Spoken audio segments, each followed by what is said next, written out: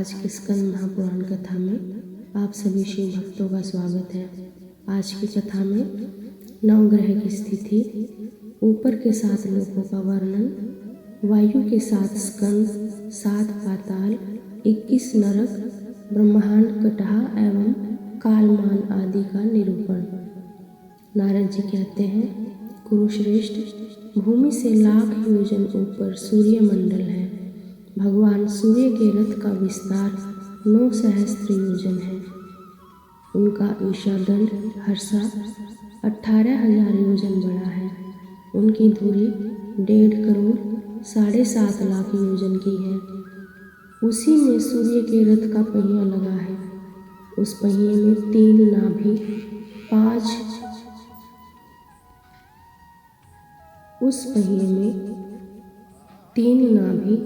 5 अरे और 6 नेमी बताए गए हैं।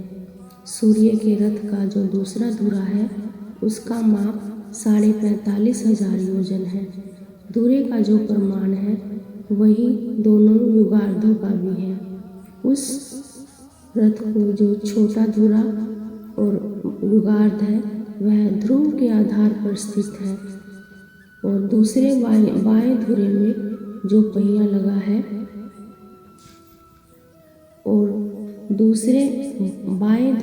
पहिया लगा है, वह मानसोत्तर पर्वत पर स्थित है। वेद के जो 7 छंद हैं, वे ही सूर्य के रथ के 7 अश्व हैं। उनके नाम सुनो: गायत्री, बृहति, उष्णिक, जगति, त्रिष्टुप, अनुष्टुप और पंक्ति। ये छंद ही सूर्य के घोड़े बताए गए हैं। सदा विद्यमान रहने वाले सूर्य का ना तो कभी अस्त होता है और ना ही उदय होता है। सूर्य का दिखाई देना ही उदय है और उनका दृष्टि से ओझल हो जाना ही अस्त है। इंद्र, यम, वरुण, कुबेर, इनमें से किसी एक की पुरी में प्रकाशित होते हुए सूर्यदेव शेष 3 पुरियों और 2 त्रिकोणों को प्रकाशित करते हैं। जब किसी कोण की दिशा में स्थित होते हैं, तब वे शेष 3 कोणों और 2 पुरियों को प्रकाशित करते हैं। उत्तरायण के प्रारंभ में सूर्य मकर राशि में आते हैं। उसके पश्चात वे कुंभ और मीन राशियों में एक राशि से दूसरी राशि पर होते हुए जाते हैं। इन तीनों राशियों को भोग लेने पर सूर्यदेव दिन और रात दोनों को बराबर करते हुए विषुवत रेखा पर पहुँचते हैं। उसके बाद से प्रतिदिन रात्रि घटने लगती है और दिन बढ़ने लगता है। फिर मेष तथा वृष राशि का अतिक्रमण करके मिथुन के अंत में उत्तरायण के अंतिम सीमा पर उपस्थित होते हैं और कर्क राशि पर पहुंचकर दक्षिणायन का आरंभ करते हैं। जैसे कुम्हार के चाक के सिरे पर बैठा हुआ जीव बड़ी शीघ्रता से घूमता है, उसी प्रकार सूर्य भी दक्षिणायन को पार करने में शीघ्रता से चलते हैं। वे वायु वेग से चलते हुए अत्यंत वेगवान होने के कारण बहुत दूर की भूमि भी थोड़े में पार कर लेते हैं। कुलाल चक्र के मध्य में स्थित जीव जिस प्रकार मंद गति से चलता है, उसी प्रकार उत्तरायण में सूर्य मंद गति से चलते हैं। अतः वे थोड़ी सी भूमि को भी चिरकाल में पार करते हैं। संध्या काल आने पर मंदेह नामक राक्षस भगवान सूर्य को खा जाने की इच्छा रखते हैं। उन राक्षसों को प्रजापति का यह शाप है कि उनका शरीर तो अक्षय रहेगा, परंतु मृत्यु प्रतिदिन होगी। अतः संध्या काल के उन राक्षसों के साथ सूर्य का बड़ा भयानक युद्ध होता है। उस समय द्विज लोग गायत्री मंत्र से पवित्र किए हुए जल का जो अर्घ्य देते हैं, उससे वे पापी राक्षस जल जाते हैं। इसलिए सदा संध्या उपासना करनी चाहिए।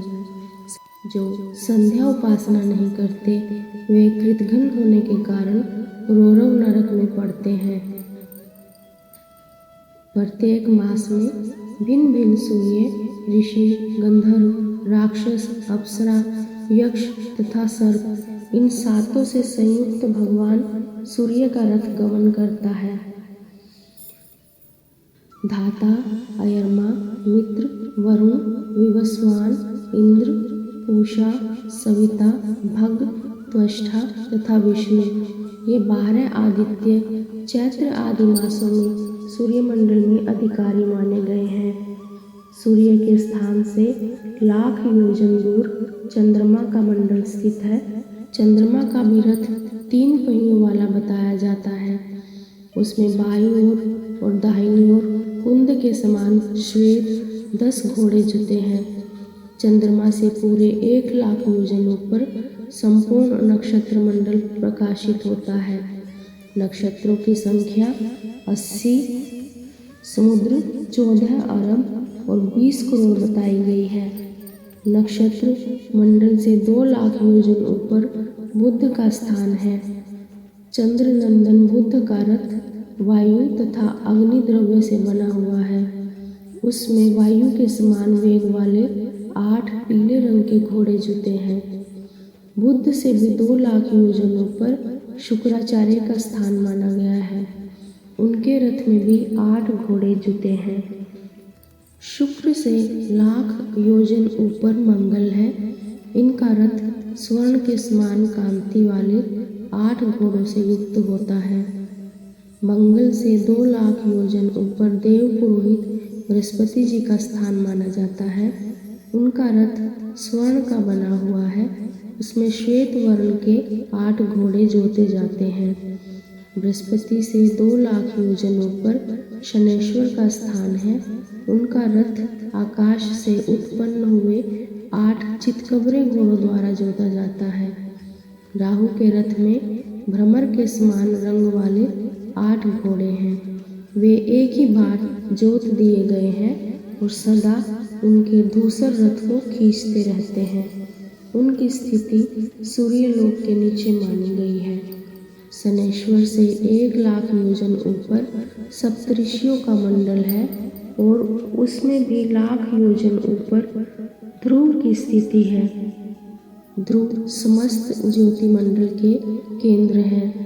वे भी शिशुमार चक्र के पूंछ के अग्रभाग में स्थित हैं, जिन्हें भगवान वासुदेव का सर्वोत्तम एवं अविनाशी भक्त कहते हैं। अर्जुन, यह सारा ज्योतिर्मंडल वायु रूपी डोर से ध्रुव से बंधा हुआ है। सूर्यमंडल का विस्तार 9000 योजन है। उससे दूना चंद्रमा का मंडल बताया गया है। मंडलाकार राहु इन दोनों के बराबर होकर पृथ्वी की निर्मल छाया ग्रहण करके उनके नीचे चलता है। शुक्राचार्य का मंडल चंद्रमा के 16वें भाग के बराबर है। बृहस्पति मंडल का विस्तार शुक्राचार्य से 1/4 कम है। इसी प्रकार मंगल, शनैश्वर और बुध ये बृहस्पति की अपेक्षा भी 1/4 कम है। नक्षत्र मंडल का परिमाण 500, 400, 300, 200 तथा 100 से लेकर कम से कम 1 योजन आध योजन तक का है। इससे छोटा कोई नक्षत्र नहीं है। पृथ्वी पर स्थित सभी लोग जहाँ पैदल आया जा सकता है भूलोक कहलाता है। पृथ्वी और सूर्य के मध्यवर्ती लोक को भूर्वलोक कहते हैं। ध्रुव तथा सूर्यलोक के बीच जो 14 लाख योजन का अवकाश है उसे लोक स्थिति का विचार करने वाले विद्वान पुरुषों ने स्वर्गलोक कहा है। ध्रुव से ऊपर 1 करोड़ योजन तक महरलोक बताया गया है। उससे ऊपर 2 करोड़ योजन तक जनलोक है, जहाँ सनकादिक निवास करते हैं। उससे ऊपर 4 करोड़ योजन तक तपोलोक बताया गया है, जहाँ वैराज नाम वाले देवता संताप रहित होकर निवास करते हैं। तपोलोक से ऊपर उसकी अपेक्षा 6 गुने विस्तार वाला सत्यलोक विराजमान है, जहाँ ऐसे लोग निवास करते हैं जिनकी पुनर्मृत्यु नहीं होती, अर्थात जो वहीं ज्ञान प्राप्त करके ब्रह्मा जी के साथ मुक्त हो जाते हैं। इस संसार में उनकी पुनरावृत्ति नहीं होती। सत्यलोक ही ब्रह्मलोक माना गया है। उनके ऊपर 18 करोड़ 25 लाख योजन परम कल्याणमय धाम प्रकाशित होता है। उसकी कहीं उपमा नहीं, वह सर्वोपरि विराजमान है। भूलोक, भूर्लोक और स्वलोक, इन तीनों को त्रैलोक्य कहते हैं। ये त्रैलोक्य कृतक अनित्य लोक हैं। जनलोक, तपोलोक और सत्यलोक, ये तीनों अकृतक नित्य लोक हैं। कृतक और अकृतक लोकों के मध्य में महलों की स्थिति, कृतक और अकृतक लोकों के मध्य में महरलोक की स्थिति मानी गई है। कल्प के अंत में जब महाप्रलय होता है, उस समय त्रिलोकी सर्वथा नष्ट हो जाती है। महरलोक जन शून्य तो हो जाता है, परंतु उसका अत्यंत विनाश नहीं होता। ये पुण्य कर्मों द्वारा प्राप्त होने वाले 7 लोक बताए गए हैं। वेद आदि शास्त्रों में कहे हुए यज्ञ, दान, जप, होम, तीर्थ और व्रत समुदाय तथा अन्य साधनों से पूर्वोक्त 7 लोक साध्य माने गए हैं। इन सबसे ऊपर ब्रह्मांड के शीर्ष भाग से शीतल कल्याणमयी जलधारा के रूप में श्री गंगा जी उतरती हैं और समस्त लोकों को आप्लावित करके मेरु पर्वत पर आती हैं। यहाँ से क्रमशः संपूर्ण भूतल और पाताल लोक में प्रवेश करती हैं। ब्रह्मांड के शिखर पर स्थित गंगा देवी सदैव उसके द्वार पर निवास करती हैं। कोटि कोटि देवियों तथा पिंगल नामक रुद्र से घिरी हुई महान बल और पराक्रम से संपन्न श्री गंगा देवी सदा ब्रह्मांड की रक्षा तथा दुष्ट गणों का संहार करती हैं। अर्जुन, वायु की 7 शाखाएं हैं। उनकी स्थिति जिस प्रकार है वह बतलाता हूँ, सुनो। पृथ्वी को लांघ कर मेघमंडल पर्यंत जो वायु स्थित है, उसका नाम प्रवाह है। वह अत्यंत शक्तिमान है और वही बादलों को इधर उधर उड़ाकर ले जाता है। धूम तथा गर्मी से उत्पन्न होने वाले मेघों को वह प्रवाह वायु ही समुद्र जल से परिपूर्ण करती है, जिससे ये मेघ काली घटा के रूप में परिणित हो अतिशय वर्षा करने वाले होते हैं। वायु की दूसरी शाखा का नाम आवह है, जो सूर्य मंडल से गुथा हुआ है। उसी के द्वारा ध्रुव से आबद्ध होकर सूर्य मंडल घुमाया जाता है। तीसरी शाखा का नाम उदह है, जो चंद्रलोक में प्रतिष्ठित है। इसी के द्वारा ध्रुव से संबंध होकर यह चंद्रमंडल घुमाया जाता है। चौथी शाखा का नाम संवाह है, जो नक्षत्र मंडल में स्थित है। उसी के द्वारा वायुमयी डोरियों से ध्रुव में आबद्ध होकर संपूर्ण नक्षत्र मंडल घूमता रहता है। पांचवी शाखा का नाम विवाह है, वह ग्रह मंडल में स्थित है। उसी के द्वारा यह ग्रह चक्र ध्रुव से संबंध होकर घूमा करता है। वायु की छठी शाखा का नाम परिवाह है, जो सप्तऋषि मंडल में स्थित है।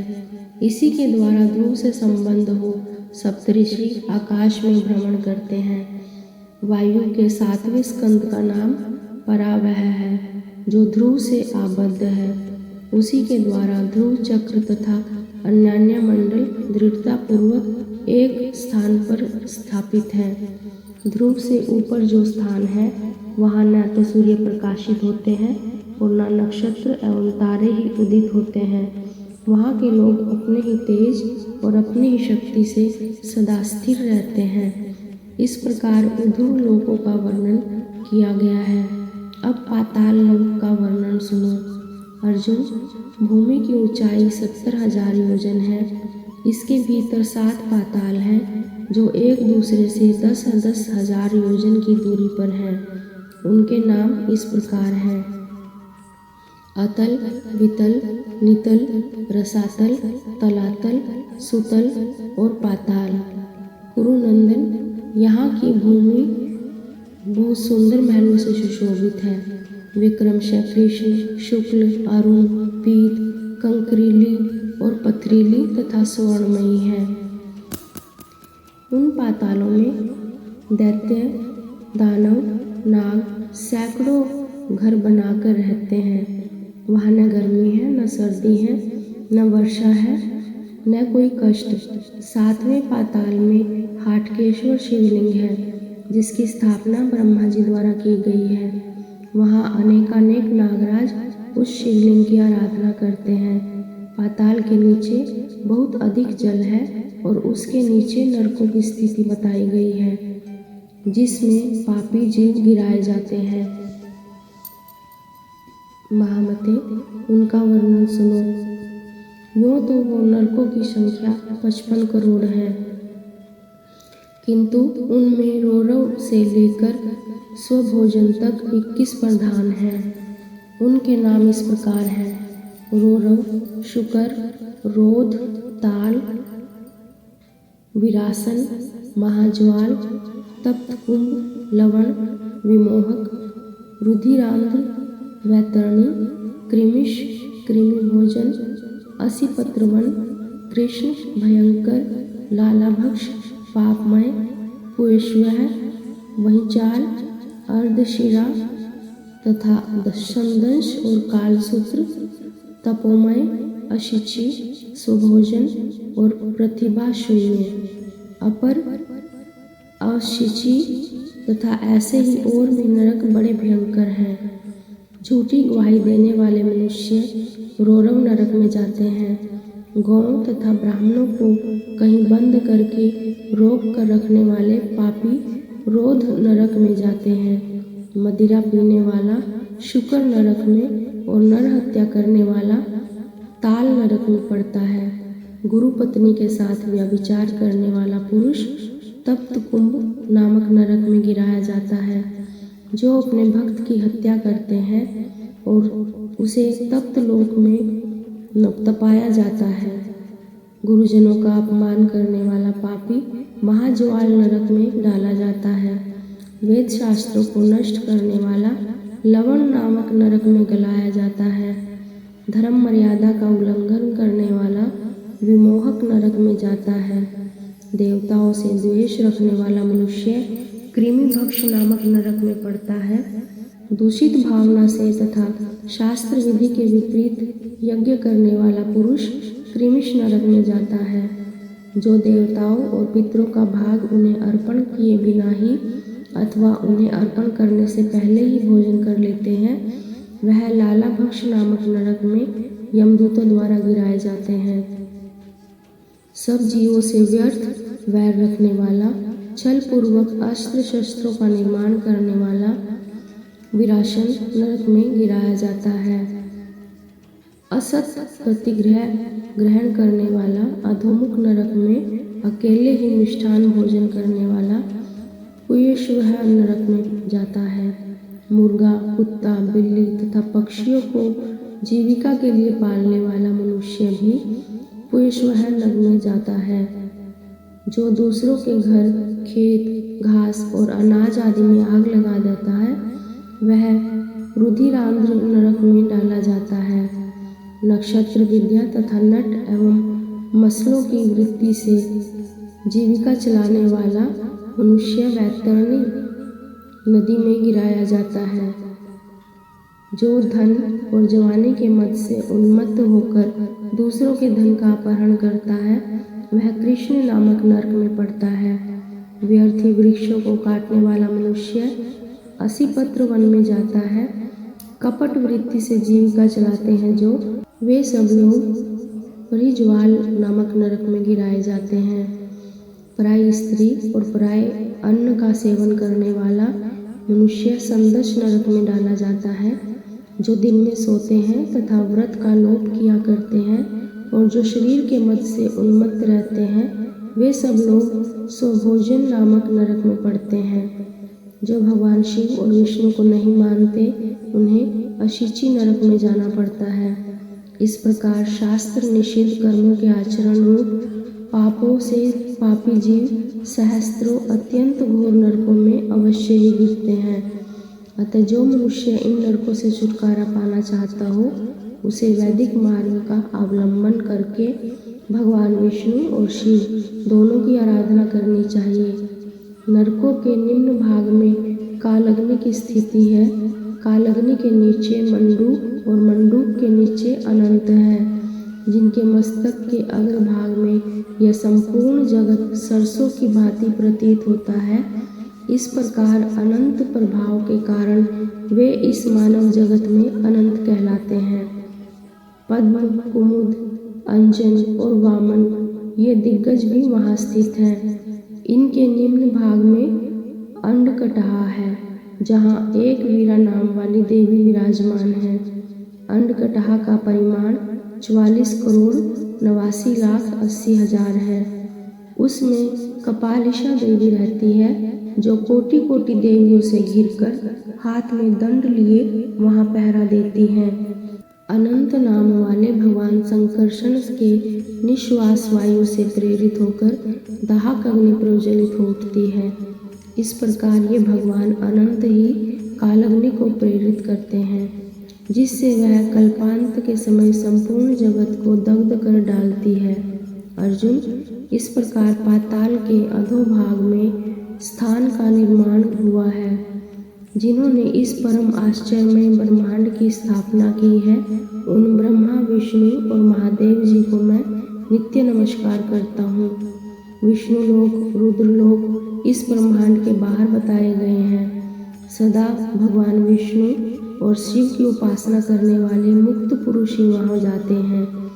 उस दिव्य धाम का वर्णन केवल ब्रह्मा जी ही कर सकते हैं। हम लोगों की वहाँ गति नहीं है। वह संपूर्ण ब्रह्मांड सब ओर से कड़हा द्वारा ढका हुआ है।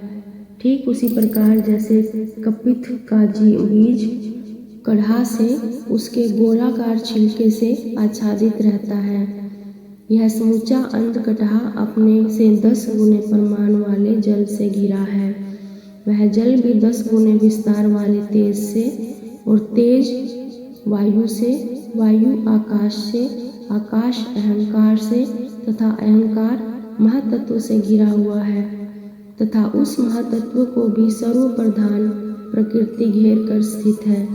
पहले जो 6 आवरण कहे गए हैं, उन सब को विद्वान पुरुष उत्तरोत्तर 10 गुना बतलाते हैं, और 7वां आवरण प्रकृति का है।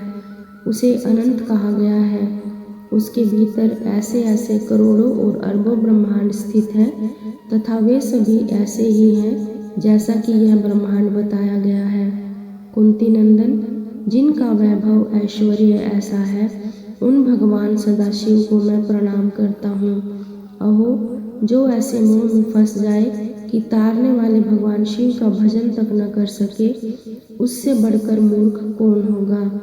वह मूढ़ तो पापात्मा है। अब मैं तुमसे काल का मान बताऊंगा, उसे सुनो। विद्वान लोग 15 निमेष की एक काष्ठा बताते हैं। 30 काष्ठा की एक कला गिननी चाहिए। 30 कला का एक मुहूर्त होता है। 30 मुहूर्त के एक दिन रात होते हैं।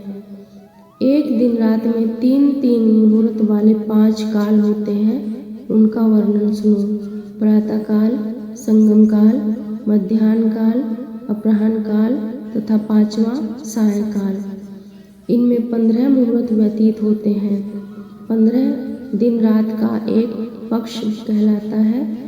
2 पक्ष का एक मास कहा गया है, और 2 सौर मास की एक ऋतु होती है।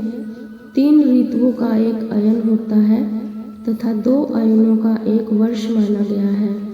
विद्वान पुरुष मास के 4 और वर्ष के 5 भेद बतलाते हैं। पहला संवत्सर, दूसरा परिवत्सर, तीसरा इंद्रस्तर और चौथा अनुपवत्सर और 5वां युगवत्सर है। यही वर्ष गणना की निश्चित संख्या है।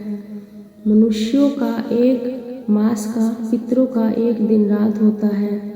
कृष्ण पक्ष उनका दिन बताया गया है, और शुक्ल पक्ष उनकी रात्रि।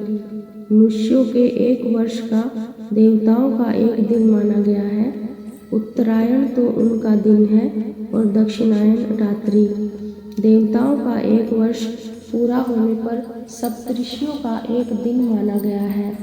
सप्तऋषियों को एक वर्ष में ध्रुव का एक दिन होता है और मानव वर्ष के अनुसार 17,28,000 वर्षों का सतयुग माना गया है। मानव मान से ही 12,96,000 वर्षों का त्रेता युग कहा गया है और 8,64,000 वर्षों का द्वापर होता है। 4,32,000 वर्षों का कलयुग माना गया है। इन चारों के योग से देवताओं का एक युग होता है। ऐसे 71 युगों से कुछ अधिक काल तक मनु की आयु मानी गई है और 14 मनुओं का काल व्यतीत हो जाने पर ब्रह्मा का एक दिन पूरा होता है, जो 1000 चतुर्युगों का माना गया है। वही कल्प है। अब कल्पों के नाम श्रवण करो। भवोद्भव, तपोभव्य, ऋतु, बरही, वराह, सावित्र, औसिक, गांधार, कुशिक, ऋषभ, खग, गांधार्य, मध्यम, वैराज, निषाद, मेघवाहन, पंचम, चित्रक, ज्ञान, आकृति, मीन, दंश, बृहंक, श्वेत, लोहित, रक्त, पीतवासा, क्षीण, प्रभु तथा सर्वस। इन 30 कल्पों का ब्रह्मा जी का एक मास होता है। ऐसे 12 मासों का एक वर्ष होता है तथा ऐसे ही 100 वर्षों तक ब्रह्मा जी की आयु का पूर्वार्ध मानना चाहिए। पूर्वार्ध के समान ही अपरार्ध भी है। इस प्रकार ब्रह्मा जी की आयु का मान बताया गया है। अर्जुन, भगवान विष्णु तथा भगवान शंकर की आयु का वर्णन करने में मैं सर्वथा असमर्थ हूँ। कहाँ मेरी छोटी सी बुद्धि और कहाँ अनंत अपार भगवान विष्णु और शिव। वे तो कालातीत एवं महाकाल स्वरूप हैं। पाताल लोक में भी देवताओं के मान से ही गणना की जाती है। ये सब बातें अपनी बुद्धि के अनुसार मैंने तुम्हें बताई हैं। आज की कथा में इतना ही। शेष कथा अगले भाग में। ओम नमः शिवाय। श्री शिवार्पणमस्तु।